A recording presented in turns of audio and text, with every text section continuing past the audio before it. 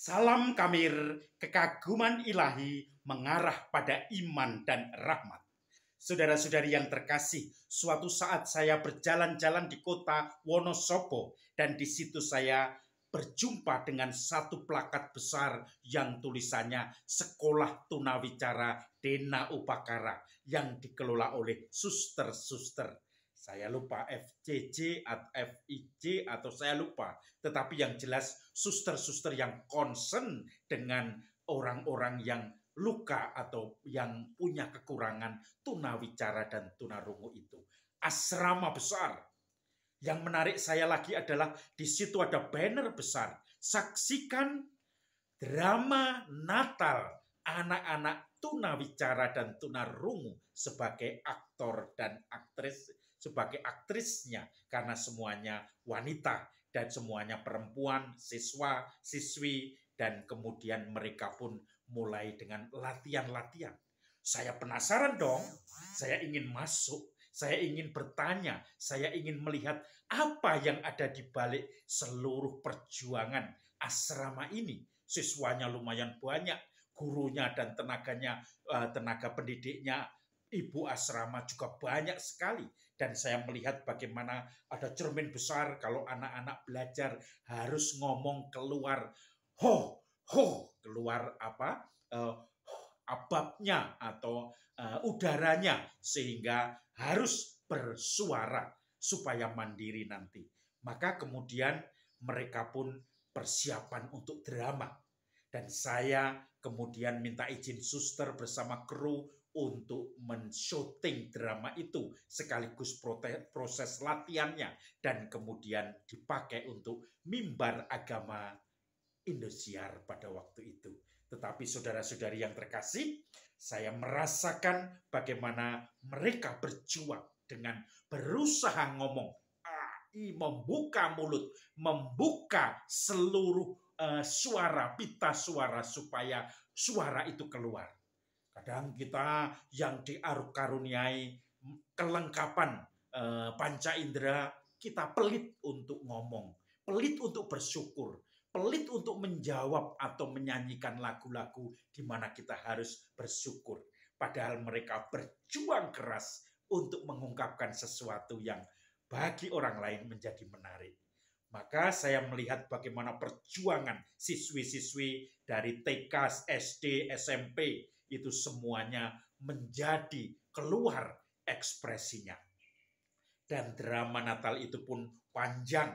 Saya heran tidak mendengar, tidak melihat, tidak berbicara atau berbicara terbata-bata, tetapi ternyata juga bisa berkomunikasi, komunikatif. Bahkan gerakan dengan musiknya juga pas. Dan ini yang mengherankan dalam gerakan-gerakan menarinya.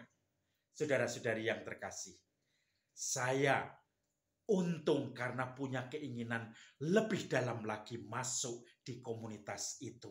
Saya ingin belajar bersama mereka. Saya ingin mencoba tinggal bersama mereka. Sebagaimana dua murid pengikut Yohanes Pembaptis ingin tinggal bersama Yesus. Dalam Injil hari ini dikatakan minggu biasa yang kedua. Yohanes Pembaptis di Sungai Yordan bersama dua muridnya, di mana dia biasa membaptis, kemudian melihat Yesus lewat. Lalu Yohanes mengatakan, lihatlah anak domba Allah. Yesus lewat. Lalu mereka pun mengikuti Yesus. Yesus menoleh ke belakang, bertanya, apa yang kamu cari? Mereka menjawab, Rabi, artinya guru, di mana engkau tinggal? Mari dan lihatlah. Waktu itu kira-kira jam 4.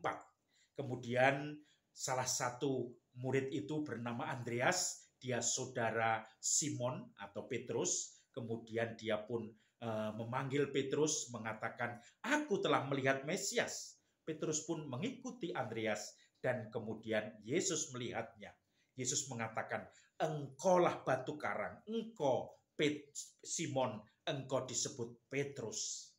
Lalu mereka pun tinggal bersama Yesus. Saudara-saudari yang terkasih, tinggal bersama, belajar apa yang diperbuat oleh Yesus, apa yang dikatakan, nyantrik dan kemudian menjadikan dia pengikutnya. Belajar langsung 24 jam. Itu yang dilakukan oleh dua murid itu, salah satunya Andreas dan satu lagi Simon. Nanti kita tahu akan digenapi murid-murid menjadi 12 murid. Saudara-saudari yang terkasih, banyak sekali kita sering diundang oleh Tuhan Yesus untuk masuk lebih dalam, tinggal bersama Dia. Dan ini kadang-kadang kita tidak sadar. Kadang-kadang kita tidak mau. Kadang-kadang kita tidak peduli. Suatu saat saya masuk dalam suatu komunitas di mana saya mendampingi anak-anak atau pemulung di Bantar Gebang. Jadi ada anak jalanan di Jakarta, ada pemulung, kemudian ada kaum miskin kota, kemudian juga orang-orang yang kerja sebagai buruh formal di pabrik-pabrik. Tetapi yang ingin saya ceritakan adalah ketika saya ingin tahu tentang kehidupan pemulung.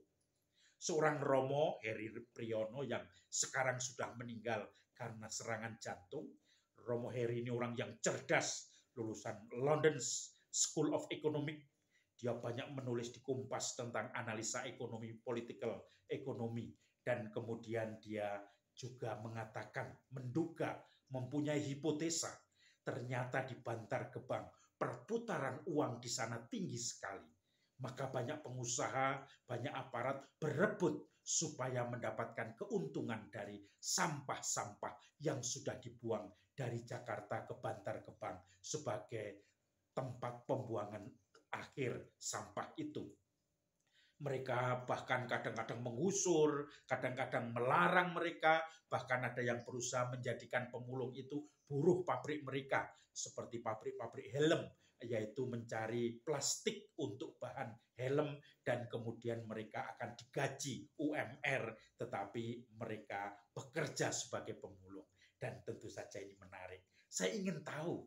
Saya waktu itu live in beberapa frater, kemudian saya mencoba untuk mencatat, mengamati, karena saya seperti Yesus katakan, mari ikutlah. Dan saya pun datang, kemudian masuk. Saya tidur di sana, saya mencoba di kardus-kardus rumah mereka yang ada bambunya, amben dari bambu, kemudian ada kardus-kardus di situ. Kalaupun rumah juga hanya rumah semacam terpal begitu, kemudian bersama mereka saya mencoba mengamati. Berapa perputaran harga-harga sampah itu? Bagaimana kehidupan mereka? Bahkan ketika sudah tahu bahwa rumah mereka yang kebanyakan di Indramayu, khususnya yang lapak-lapak, rumahnya sungguh mewah. Padahal di situ mereka bergulat dengan sampah. Dan ternyata ini yang kemudian menarik saya, menambah kemudian pengetahuan saya. Kemudian saya merasa di situ mengenal, mempunyai background pengetahuan kalau nanti ada diskusi tentang pemulung. Peduli kepada mereka kalau nanti ternyata mereka digusur, mereka kemudian ditumbalkan kalau ada apa-apa, dan akhirnya juga paham kalau mereka akhirnya juga kadang pesan truk-truk itu untuk membuang sampahnya bukan di buangan sampah tetapi di tempat lain, yaitu di lapak mereka, supaya mereka bisa milah-milah tanpa rebutan dan masih di tempat di mana mereka menyewa tanah itu. Saudara-saudari yang terkasih, sesuatu yang menarik. Maka kalau kita ingin belajar hari ini, mari datanglah. Apa yang kamu cari? Kita menjawab, guru, di mana engkau tinggal? Seperti dua murid itu. Mari dan ikutlah. Di dalam kehidupan sehari-hari kita, kesibukan dengan pekerjaan kita masing-masing, dengan kesibukan keluarga kita masing-masing, kadang kita merasa jemu, kita merasa rutin saja. Tetapi ketika kita menggali lebih dalam, sering disebut dug in altum, lebih dalam lagi, kemudian kita bisa melihat, mari dan lihatlah. Kita melihat bagaimana pergulatan kita, pergaulan kita, wawancara kita, ngobrol kita, bercanda kita dengan orang lain, dengan orang-orang di sekitar kita. Pelan-pelan kita menyadari bahwa ternyata Tuhan hadir di tengah-tengah kita.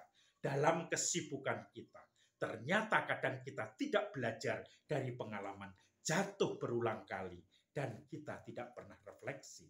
Dan di sini kita dituntut untuk tinggal bersama Sang Guru.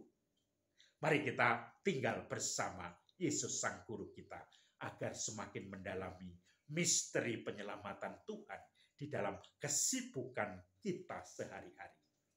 Salam Kamir, kekaguman ilahi mengarah pada iman dan